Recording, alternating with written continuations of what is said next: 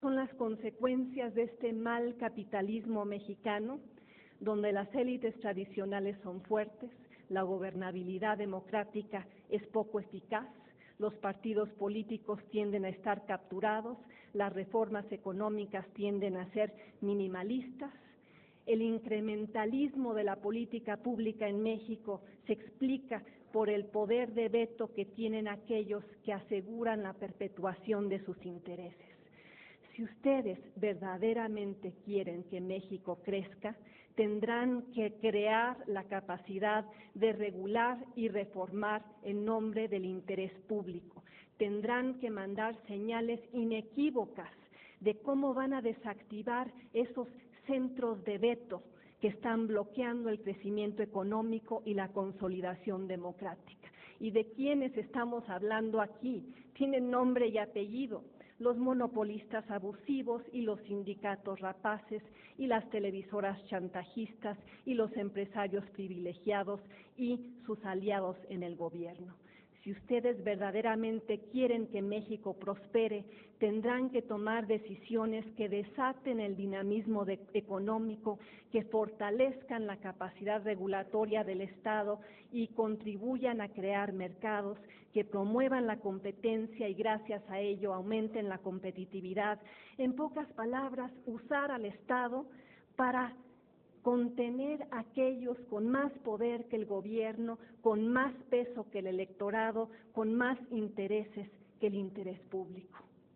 ¿Quieren medidas específicas? Se las doy. Los exhorto a leer textos tan influyentes como el reporte sobre el crecimiento, el poder de la productividad, a estar conscientes de todo lo que un país interesado en crecer y competir debe hacer para lograrlo, a saber que ello requiere una economía capaz de producir bienes y servicios de tal manera que los trabajadores puedan ganar más y más, a entender que ello se basa en la expansión rápida del conocimiento y la innovación, en nuevas formas de hacer cosas y mejorarlas, en técnicas que aumentan la productividad de manera constante, a reconocer que las economías dinámicas suelen ser aquellas capaces de promover la competencia y reducir las barreras de entrada a nuevos jugadores, a entender que es tarea del gobierno, a través de la regulación adecuada, crear un entorno en el cual las empresas se vean presionadas por sus competidores para innovar y reducir precios y pasar esos beneficios a los consumidores, a comprender que si eso no ocurre, nadie tiene incentivos para innovar. En lugar de ser motores del crecimiento, las empresas protegidas o monopólicas terminan estrangulándolo. ¿Y cómo empezar a empujar eso? Con una tercera cadena de televisión abierta, con el fomento a la competencia en banda ancha, usando, por ejemplo, la red de la Comisión Federal de Electricidad,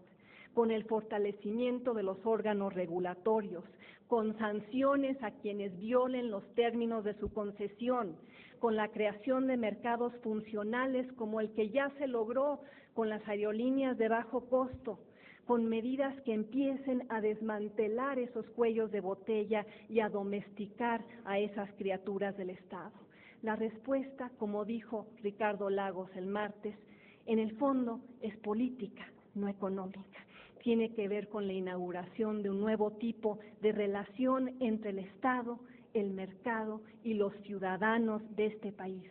Porque si la clase política de México, sentada aquí en primera fila de este foro, no logra construir los cimientos del capitalismo democrático, condenará a México al subdesempeño crónico, a ser un terreno fértil para los movimientos en contra de las instituciones, condenará al país a cojear de lado, saboteado por instituciones políticas que no logra remodelar, monopolios públicos y privados que no logra desmantelar, estructuras corporativas que no logra democratizar. Y será lo que el presidente Felipe Calderón llama un país de ganadores, pero un país en el que siempre ganan los mismos, un lugar en el que las grandes fortunas empresariales se construyen a base de la protección política y no de la innovación empresarial, un lugar donde el crecimiento económico ha sido mucho menor en la última década que en el resto de América Latina, debido a esos cuellos de botella que los oligopolistas han diseñado y sus amigos en el gobierno les han permitido defender. Un lugar donde las penurias que la señora Calderón de la Barca enfrentó con los aeropuertos y los maleteros y los taxis y las gasolineras y la telefonía y la televisión, entre tantos sectores más, son las mismas penurias que padecen millones de mexicanos más. Ese consumidor, ese ciudadano sin voz, sin alternativa, sin protección, ese hombre invisible, esa mujer sin rostro, esa persona que paga mes tras mes tarifas telefónicas más altas que casi en cualquier parte del mundo, ese estudiante que paga mes tras mes una cuenta de internet superior a la de sus contrapartes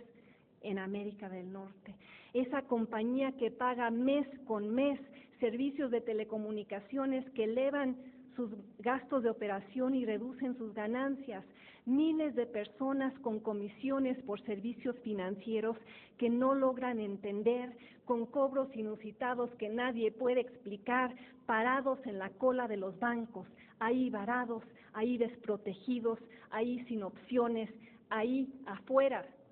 víctimas de un sistema económico disfuncional, institucionalizado por una clase política que aplaude la aprobación de reformas que no atacan el corazón del problema. Presidentes y secretarios de Estado y diputados y senadores y empresarios que celebran una y otra vez el consenso para no cambiar. Y aunque se agradece que este foro acepte la magnitud de la crisis,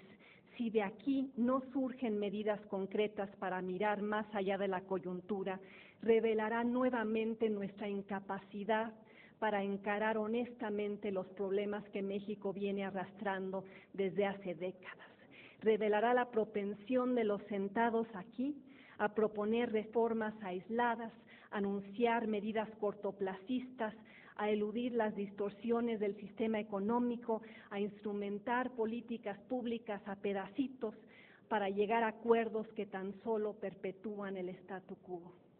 Y con esto termino. Mientras allá afuera la realidad acecha a golpes de 327,000 despedidos, crecimiento negativo, el lugar 60 de 134 en el índice global de competitividad y una nación que dice reformarse mientras evita hacerlo. México no crece por la forma en la cual se usa y se ejerce y se comparte el poder, ni más ni menos, por las reglas discrecionales y politizadas que rigen al capitalismo de cuates, por la supervivencia de las estructuras corporativas que el gobierno creó y sigue financiando, por un modelo económico que canaliza las rentas del petróleo a demasiadas clientelas, por un sistema político que funciona muy bien para sus partidos, pero muy mal para sus ciudadanos. Un sistema de extracción sin representación, creando así un país poblado por personas obligadas a diluir la esperanza, a encoger las expectativas, a cruzar la frontera al ritmo de 400,000 personas al año en busca de la movilidad social que no encuentran en su propio país, obligados a vivir con la palma extendida esperando la próxima dádiva del próximo político, obligados a marchar en las calles porque piensan que nadie en el gobierno los escucha, a desconfiar de las instituciones, a presenciar la muerte común de los sueños, porque México no avanza a la velocidad que podría y debería, Muchas gracias.